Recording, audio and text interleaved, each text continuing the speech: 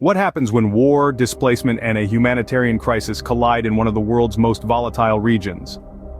We're about to delve into a story unfolding in Rafah, a city in southern Gaza where over 100,000 people have been forced to flee due to intensified Israeli bombardment. Dating back to October 2023, non-governmental organizations in Gaza started raising alarms about the dire situation. Essential supplies such as water, fuel, and food were running low due to restrictions imposed by Israel following attacks by Hamas. This blockade led to a tragic loss of life and displacement of over 423,000 people. As the conflict escalated, the plight of the citizens of Gaza worsened. In November of the same year, the United Nations had to halt food deliveries due to a communications blackout caused by a lack of fuel. Israel had allowed limited fuel supplies into Gaza, but it fell short of what was needed for essential services.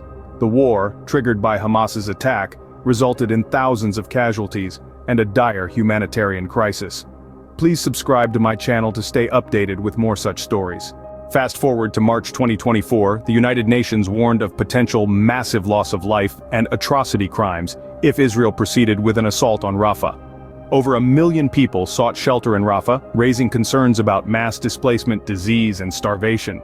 The UN condemned extreme violence from both sides of the conflict, emphasizing the need to uphold international law to prevent further atrocities. As we speak, more than 100,000 people have fled Rafah due to intensified Israeli bombardment, marking the largest movement of population in Gaza in months.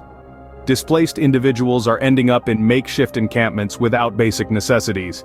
Aid agencies are struggling to provide assistance due to a lack of supplies after 7 months of war and restricted access to southern Gaza.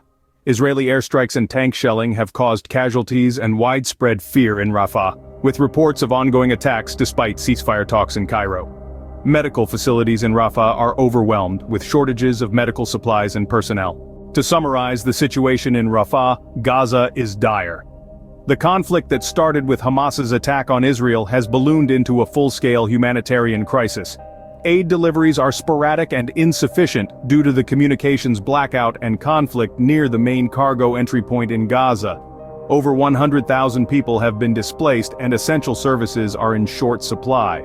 As the violence continues, the international community watches and waits for a resolution that will bring peace and stability back to the region.